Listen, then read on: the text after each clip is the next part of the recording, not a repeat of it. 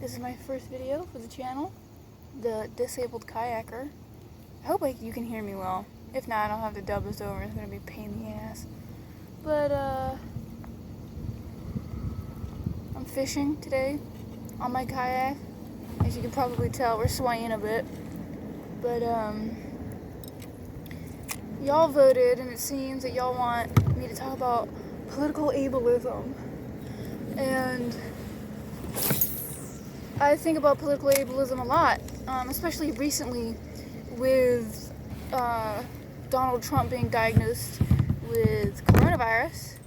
He was put on a corticosteroid. I forget the name of it. I'll put it on screen like right here. But a lot of people were saying that he was going manic because he was on a corticosteroid and not because that this is how he acts always, all the time, which in my opinion he does. And this particular discourse hurt me quite a bit because I take a dose of a specific corticosteroid every single day. I'll post the name here and the dosage. So I have not noted any of the major side effects that people talk about with corticosteroids, that being mania and, you know, other problems like that. I've never seen that. I don't get aggressive. I feel pretty much the same. The only side effect that I've noticed with any of the medications they've given me for my POTS was the beta blockers do make me less. They have affected my libido. So, when you imply that people on corticosteroids shouldn't be able to hold positions of power, or, you know, or they can't be trusted, it hurts not only, you know, Donald Trump, because he's not going to see your grody tweet. People like me are. People who take corticosteroids every day for things like lupus or POTS, for literally any autoimmune condition, I think takes corticosteroids. So when we talk about corticosteroids being this like bad medication that we shouldn't take if we're in power, you're telling people who operate completely normally with corticosteroids that they're not to be trusted, that they can't be trusted to hold positions of power or to like be trusted in their emotions. And it can become almost like a form of gaslighting. And I know people use that word a lot, and I know people use that word like in a bad way, in a negative way, in a way that doesn't mean the right thing, but a lot of people don't. So what I mean by that is, in the same vein of like how men, or sometimes even other women, can tell people who are having a period that they're PMSing or whatever whenever they're being emotional, which I would argue is a form of gaslighting because, you know, sometimes I'm just emotional, sometimes things piss me off, and that's what happens, you know? So as I was saying, it's very similar to how we treat people who have periods, that we treat them like they're a bit nuts.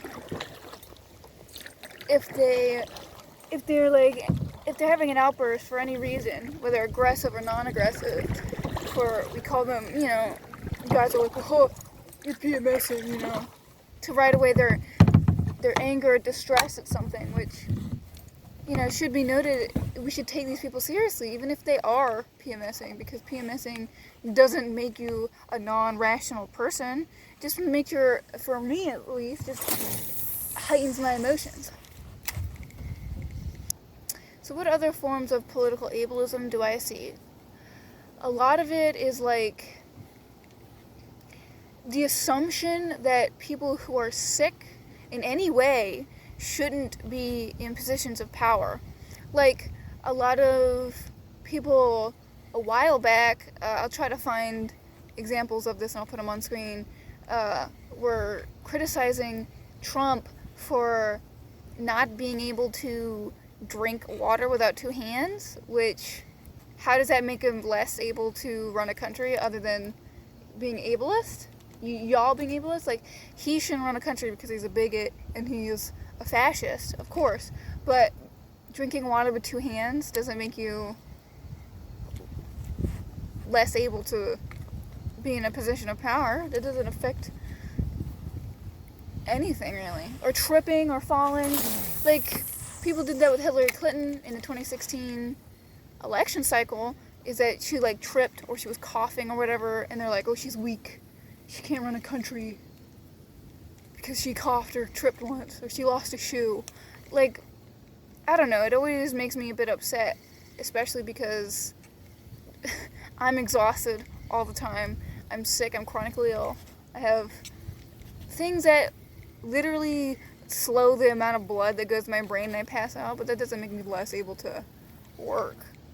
Well, it does, but I'm not looking to run a country. But I'm sure that there are plenty of people in Congress that have a chronic illness that never disclose it for obvious reasons, because people like you will make them seem like they can't run or they can't do a job that they very clearly are able to do.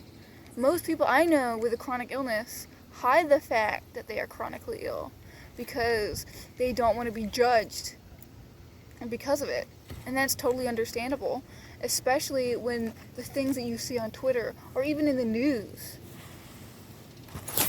are treating people like you like less than.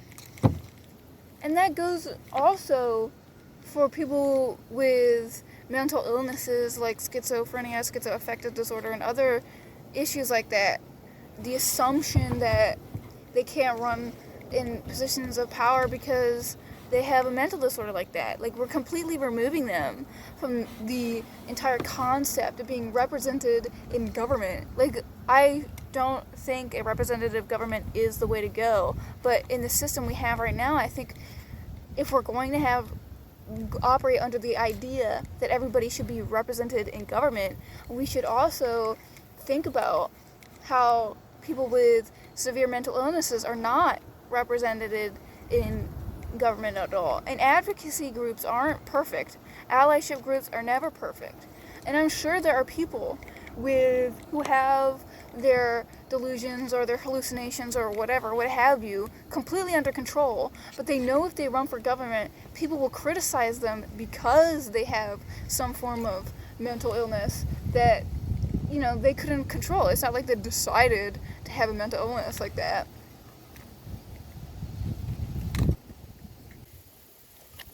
So in our past, as a country, there's a lot of great disability advocacy and activism, especially surrounding the Americans with Disability Act. Like, there was the Capitol Crawl, which was an incredible, like, just in terms of, like, optics, it was incredible. The Capitol Crawl was this, I think it was in the 80s, I could be wrong, don't quote me on that, I'll post it here when it happened, where a bunch of disability rights advocates, disability allies, and disabled people crawled up the steps of the Capitol building. They left their wheelchairs, their crutches, any mobility aids, and they crawled up the stairs of the Capitol building to be like, this is the problem with this country in terms of accessibility. Like, we can't even get up these stairs. It was like a whole, like, it was just exemplative of the problems that, like, how could they, if they couldn't get up the stairs, how would they be expected to be represented in the government? Because they couldn't. And I can't think of any disabled senators or representatives in the government right now who are disabled other than that guy who's missing an eyeball or got his eye shot off in Afghanistan or whatever. I forget his name. I'll, again, post it here. Yeah, other than that, I can't really think of anyone. And I also feel like this is another thing, now that I'm thinking of it, is how a lot of people have been criticizing Joe Biden because of how he stutters. Like, I don't think Joe Biden has dementia. Again, I'm not a neurologist. None of you are neurologists. People who are diagnosing him off on Twitter are not neurologists, and you can't really diagnose someone with dementia or Alzheimer's just from watching them on a TV screen or on Twitter or whatever. Of course you can. It makes no sense. The big thing that I found with Joe Biden is that I really wanted to find out if this was a new thing with him, the stuttering or whatever, the problem with him finding words. So I watched a lot of older videos of him from like the 80s and 90s onwards, and he has been talking like this for like his entire life.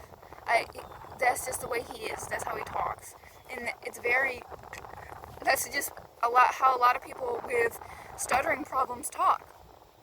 It seems like they're forgetting a word, but it's more like the trigger words in a sentence that will make them stutter. They can feel it coming, and so they switch to another word or another train of thought and to avoid the stuttering, because a lot of people, I feel like growing up my brother stuttered, and a lot of people bullied him for it, and I feel that's like another thing is that like people will make fun of you, or they'll berate you for stuttering, or they'll think you're less intelligent because you stutter. But then there's also the problem, the other side of that is people thinking that you're like you have dementia because you are managing your stuttering problem, which I don't know if I would even call it a problem, really, because I don't know, a lot of people stutter. That's just the way of life, you know. To finish, really, I think what I would say is that when you are criticizing a candidate or anybody in a position of power, we have to examine the way that we speak and the way we criticize. If you're criticizing someone purely on the idea that they have a medical problem, maybe that's not the greatest route to go, the greatest path to go down. Mainly because that candidate is not going to see you criticizing them for being disabled or sick. It's the same logic of when you make fun of Donald Trump for being fat. That does not hurt Donald Trump. It hurts the people that follow you or care about what you say who are fat. We can bring that logic from fat phobia over to ableism, and I don't know why we haven't gotten to that point yet. But I also feel that ableism is a new conversation. While it has been discussed for many, many years, I feel like it's only recently getting popular, and that might be a complete bias for me because I've only really gotten into it rather recently, past couple of years, so don't quote me on anything with regards to how long this discourse has been going on, but for me it feels recently. Like in school, we only ever talked about not saying the R word, or never, or not making fun of the special needs kids at school, like stuff like that. Really basic stuff. They never really taught us. In school, we never learned about the Americans with Disability Act or the history behind it and stuff like that. I think we may have in 10 minutes in AP US history, but other than that, I can't really think about it. And the only disabled person that we really learn about in school is Helen Keller, and Helen Keller as a way to talk about disability is pretty flawed. I would probably make another video on that when I have more followers and I can do more research on why I feel Helen Keller is a flawed example of a disability rights activist. I feel like a lot. Let's not get into it. We'll talk about that later. I might tweet about it. So, really, in conclusion, that's all I have to say is examine what you say and how it could hurt people. Because we can recognize that saying this can hurt people. Like, don't say this. Don't be a ableist piece of shit. Don't be a racist piece of shit. But you can transfer all of that to your way of life. Like, I really try to avoid saying these ableist terms. I think mostly I struggle with saying dumb and stupid, and I really don't like saying those words, because I know that their roots are ableist, and I understand that, they're very ingrained in what we do and how we talk, but I think it is possible to change, to get those words out of your vernacular. It can't be that hard, you know? Well, other than that, I can't really think of anything else to say. I might make a part 2 to this video. Like tomorrow I'll remember something and I'll go on the lake just to record a good old video. But other than that, I hope you are all well. Please leave likes and comments. I really want to talk to y'all in the comments, and follow me on Twitter. I'll post my Twitter here. And I have a Twitch, but I probably won't post that here because who gives a hoot. But other than that, hope you are well and you're good to one another. And I hope you haven't seen the amount of squinting that I do. This is not a MAGA hat. I want you to know it's Smithwick, which makes lures. Other than that, be good, be kind, goodbye.